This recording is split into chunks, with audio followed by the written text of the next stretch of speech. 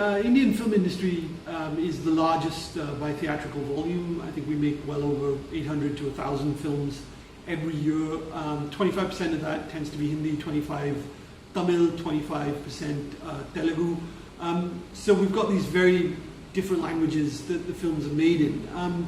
But in spite of that, the problem remains that the Indian film industry is a very, very small part of global box offices, hardly 2 to 3%. And the problem there, of course, is one of twofold. I mean, one of ticket prices. If you look at our average ticket prices here in India, in comparison to the West, they're looking at sort of $15, $16. We're looking at just a couple of dollars in general. And the other issue, of course, is the screen count. I mean, the infrastructure that is there. I mean, India has about 8,000 cinema screens. Of those 8,000 cinema screens, about 2,500 are multiplex screens. The others are single screens. And most of those single screens, quite frankly, are very dilapidated and very run down. And that number hasn't actually grown. It's actually gone down. We used to have 10,000 screens, and now we have 8,000 screens. You compare that to China, which is probably our nearest competitor. They've gone from 5,000 screens to about 30,000 screens. And that's why China is now the second largest global box office in the world, and is a huge part of even the Hollywood release platform. India hasn't got there, and we haven't got there because there is a basic issue with our infrastructure. So, aside from the language issue, and the language issue is a definite issue. Our films are releasing to maximum sort of 7 to 9 markets around the world, whereas a US film, a Hollywood studio, would be releasing to anywhere between 175 and 200 markets around the world. So there is a definite language issue, there's a definite language barrier. But even if you left that language barrier aside, the problem seems to be domestically, we still do not have a particularly thriving infrastructure to take the best advantage of the films that we release. Now, part of the problem obviously is content related.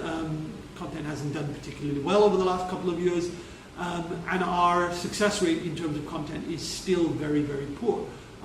So we do need to have, I think, better content which is being made by more professional hands, far more structured in the way that it's done. And I think that with segmentation of audiences and segmentation of platforms, you'll be able to see that content will find its own little niche.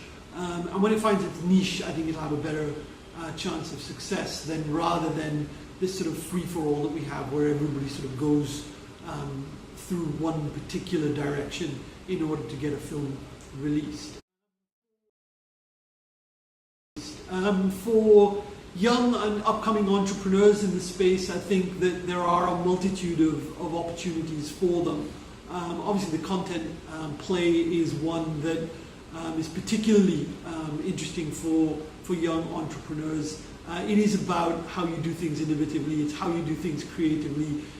This is the ideas industry, quite frankly, and a good idea goes a heck of a long way. So, if you are a young entrepreneur with a great idea in terms of content, I mean, this is exactly the time to get in and get involved. And you've seen great sort of new companies come up which have had great success. I mean, whether it's a TDF or an AIB, I mean, these are companies that are not particularly old, but have just been very innovative in their content, very innovative in the TGs that they've looked to go after, and innovative in how they've wanted to distribute that content. So there are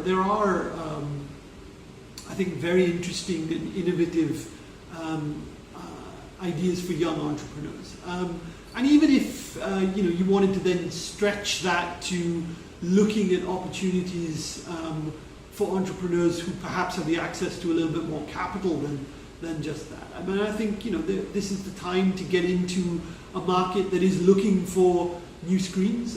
It's looking for platforms that people want to get on. So who's to say that a Hotstar or a Netflix or an Amazon doesn't have a competitor? I mean, Balaji is building a competing platform to those, right? And they're doing it at much less money, but they're doing it with know-how and and a little bit of innovation that is different from what those larger global platforms are offering. So, I think that if you are a young entrepreneur, the media and entertainment industry is certainly a place, I think, that if you've got good ideas, that you should consider and think about joining in.